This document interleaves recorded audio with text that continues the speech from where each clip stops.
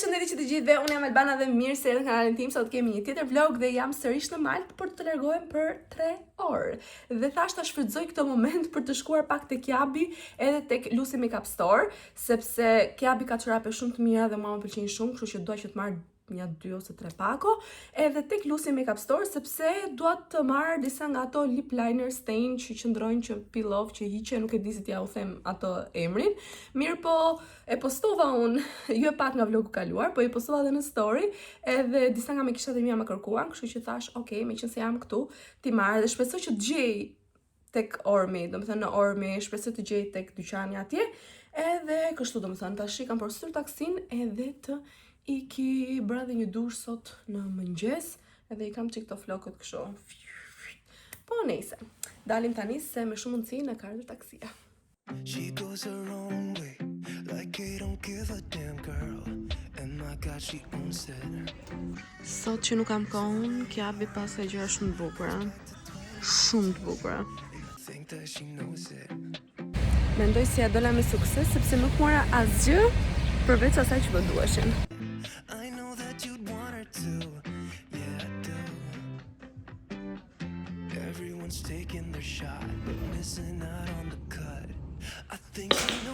Thank you.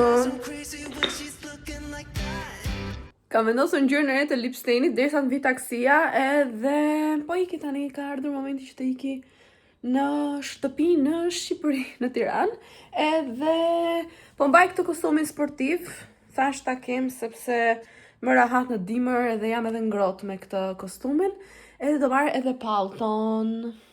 Check-in e kam bërë, çdo gjë është okay, vetëm shpresoj këtu mos bëhet ajo mënyra e re që duhet të kaloj në mënyrë elektronike. Domethënë, shpresoj mos më haj kohë. Po edhe këtu do kaloj te polici bie, apo jo? Po do kaloj në policën sot. Nëse të shkoj, se edhe kjo mendoj se u tha. Po çu.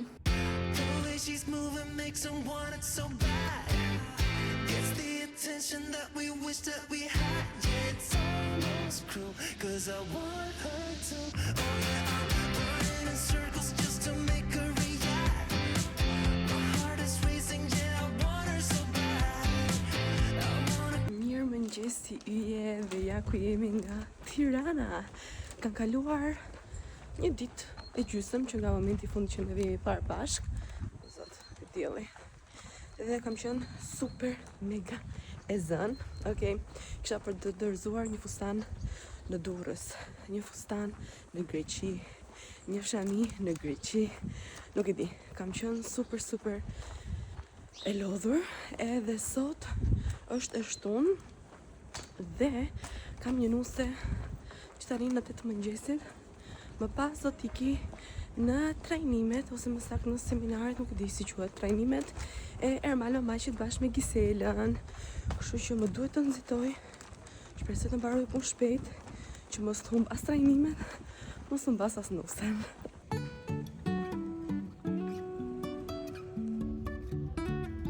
E qoftë ti shron atë, ti mund të bësh atë shmetën tënde. Do të thësh jetën tënde një kryevepër. Edhe ju dumit! Oni pa shumë ju dumit atë në të gjojë!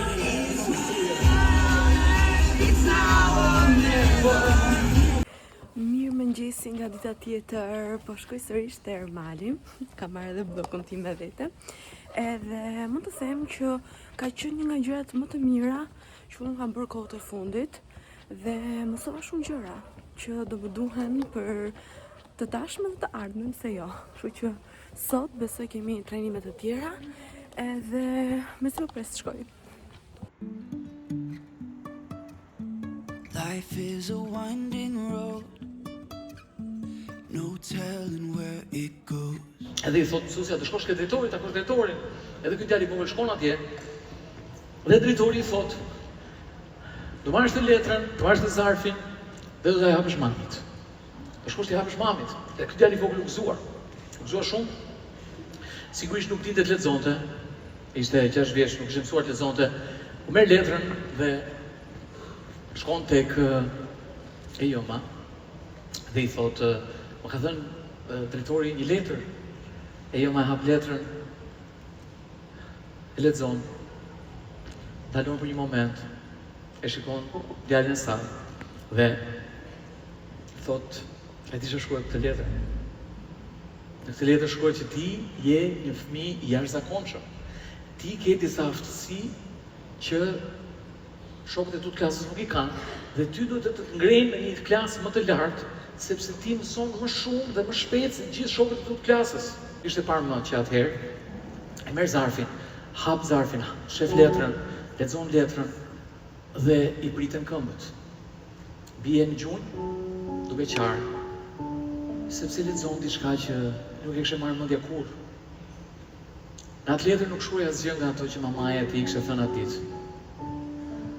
Në atë letër shkruaj diçka komplet ndryshe. Dhe ndërsa ky lexonte, qante, kuptonte se çfarë kishte ndodhur vërtet atë ditë, kur mamaja e tij kishte lexuar ato fjalë që ajo kishte dashur të thonte. Në letër shkruaj: Zonjë, fëmia juaj është një person me aftësi të kufizuara mendore, që ishte tani i madh, kuptoi se mamaja e tij ishte personi që kishte ndryshuar komplet rrjedhën e jetës së tij.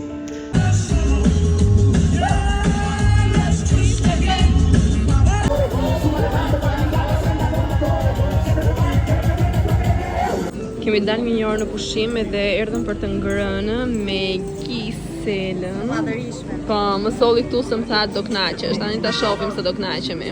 Do kënaqem? Do pëlqej? Okej. Po. Ta shohim. Jemi me dietë dhe pankekun e morëm dhe ndam për gjysëm.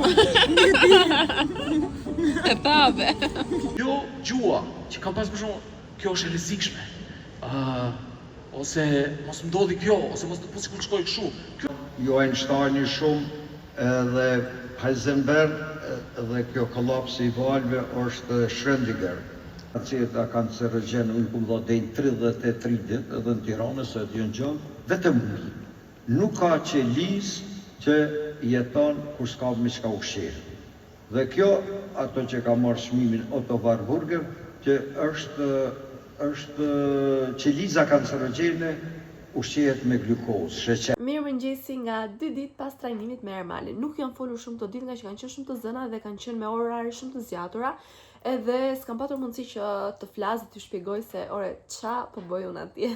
Njësoj siç pa ta marr kaq shumë story replies në Instagram, ça bën ti atje, ai është humorist, ai merr shprehje nga interneti, e dini ju, nëse në Shqipëri bën një herë një gjë, për ato të mbahesh mend, edhe nëse ke 15 vite me biznes, 20 vite me biznes, ti do mbahesh mend për atë gjë që e ke nisur në fillim. Dhe kjo nuk është gjë e mirë, qësesi nuk mund të ndryshojmë mendimet dhe opinionet e njerëzve. Por mund të flasim për veten më shumë.